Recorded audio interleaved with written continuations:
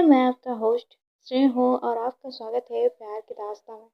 चलिए आते हैं हमारी कहानी पर, जिसका नाम है मोहब्बत का अपना दौर। तो सबसे पहले आप सभी को होली का ढेर सारी शुभकामनाएं।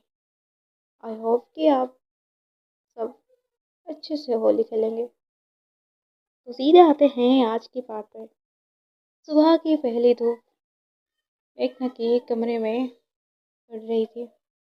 बाहर बच्चों की हंसी, ढोल की आवाज़ और होली है की गूंज पूरे माहौल को रंगों से भर रही थी। पर मेघना के दिल में अजीब सी बेचैनी थी। कल रात प्रियंक ने बस एक ही मैसेज भेजा था, कल मिलना जरूर, बहुत जरूरी है। उसके बाद फोन ऑफ। मेघना ने फिर फोन देखा, नेटवर्क भी था, फिर कोई मैसेज नहीं। उसने धीरे से खुद से कहा, तुम आओगे ना? उसकी आवाज़ में डर भी था और उम्मीद भी।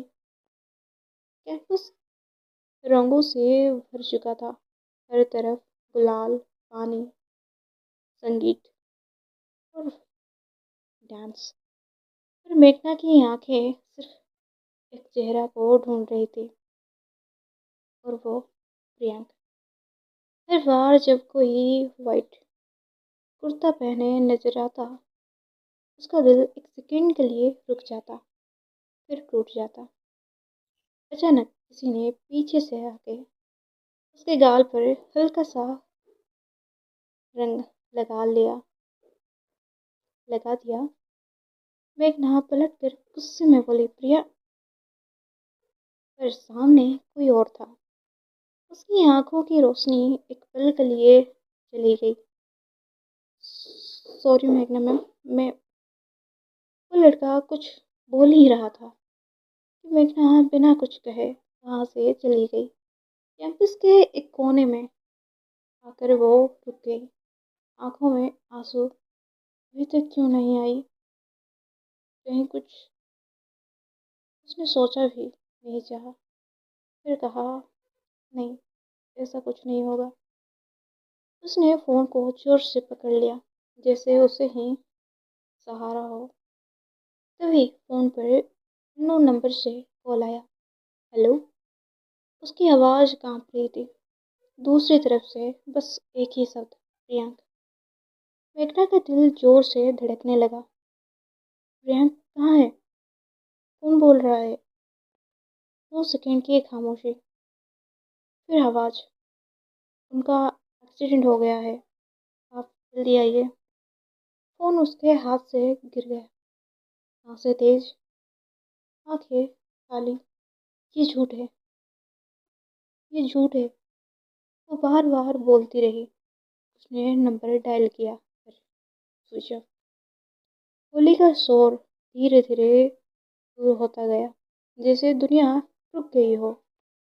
मेघना बिना सोचे ऑटो पकड़कर हॉस्पिटल पहुंच गई। फिर सेकेंड उसे लग रहा था वक्त हाथ से निकल रहा है। रिसेप्शन पर उसने हिचकिचाते हुए पूछा, प्रियंक? नर्स ने फाइल्स चेक की, फिर बताया, आईसीयू। ये सुनते ही मेघना का पैरों तले जमीन खिसक गई। आंखों के सामने अंधेरा छा गया, पर वो रुक नहीं सकती थी। वो भागते हुए आईसीयू की तरफ दौड़ी। आईसीयू के बाहर वो रुक गई। दरवाजा बंद। अंदर मशीन की हल्की आवाज, बिप बिप। उसने दरवाजे को धीरे से छुआ। आंसू गिरते रहे। तुम्हें कुछ नहीं होगा, मैं हूं ना। तभी पीछे से किसी ने उसका नाम लिया, मेघना। उसकी सांस रुक गई। वो धीरे से पलटी, और जो उसने देखा, उसका दिल एक पल के लिए सच में रुक गया। आईसीयू के बाहर खड़ा वो इंसान प्रियंक नहीं था। उसकी आंखों में वो दर्द था जो सिर्फ प्रियंक का गरीब लोगों को पता हो सकता था। वो मेघना को देखकर बोला, तुम मेघना हो? मेघना बस हाँ में सिर हिला पाई।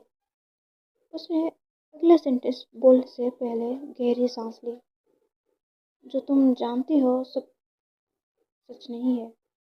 मेघना का दिमाग सुन्न हो गया। मतलब?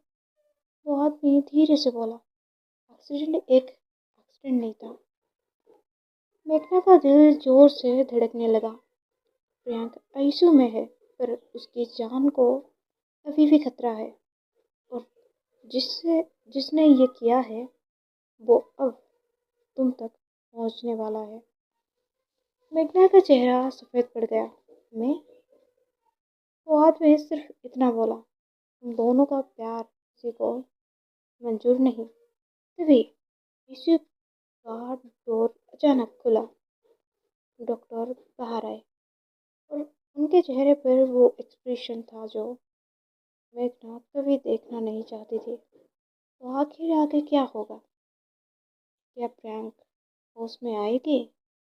आखिर किसने किया ये अटैक? और मेघना खुद किसी खतरे में है? तो आगे जानेंगे क्या होगा। आज के लिए यहीं तक। जॉय।